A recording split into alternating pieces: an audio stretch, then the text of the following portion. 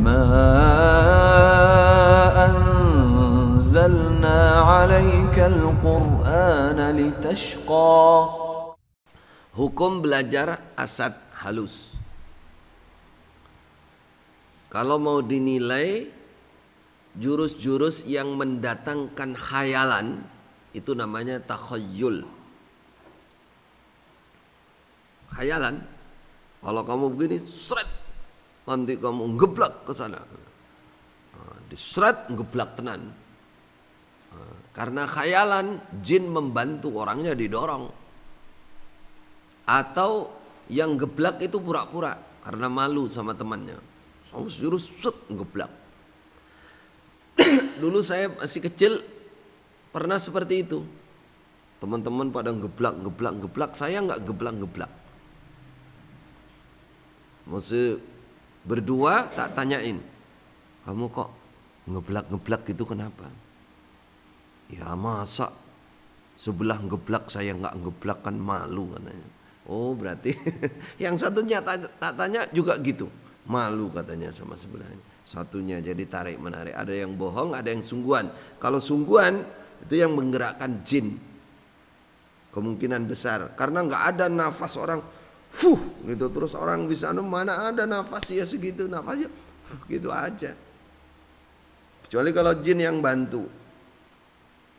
Gitu. Takhayyul. Kedua, ada juga nilai khurafat. Khurafat itu cerita-cerita bikinan zaman dulu.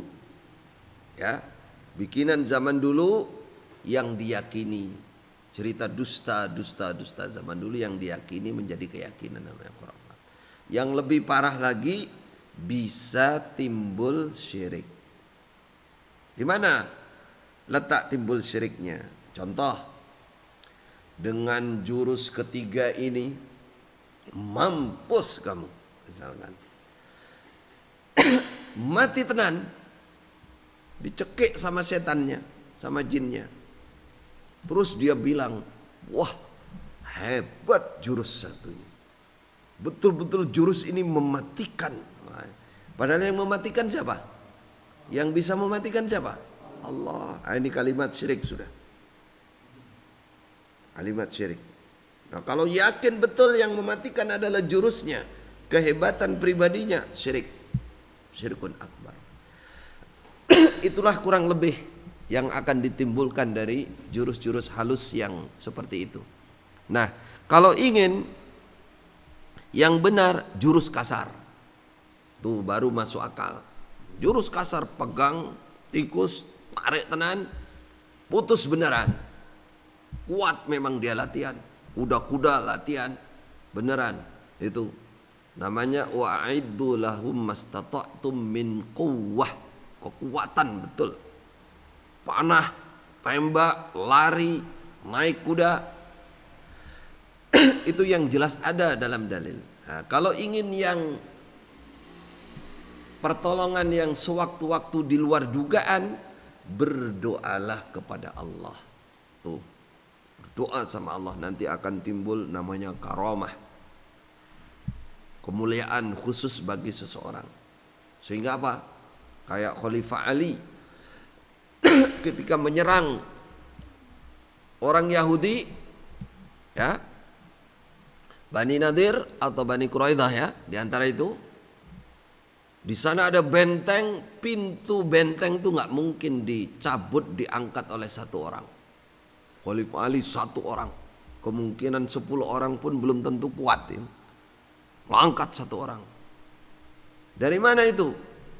Itu kekuatan dari Allah. Hasil apa? Tawakal, berdoa, kedekatannya dengan Allah.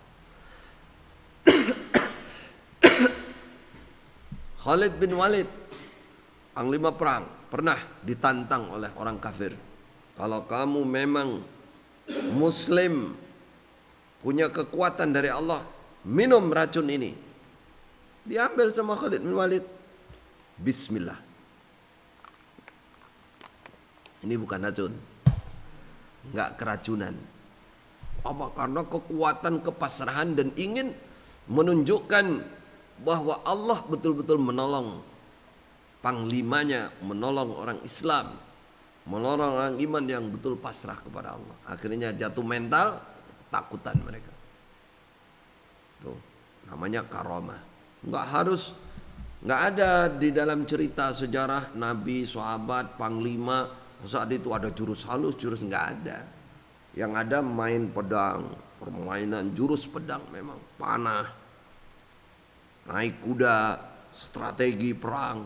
Nah itu nggak ada diajak bertakhayul, berkhurafat, percaya kepada gerakan-gerakan, nggak ada. Nggak ada dalam sejarah. Yang ada itu silat, bela diri, permainan pedang, asli kelihatan. Kehebatan yang di luar dugaan pemikiran manusia, itu pertolongan Allah dengan cara bertauhid kepada Allah, berdoa, bertawakal pada Allah. Ayo. وأن الله قد أحاط بكل شيء علما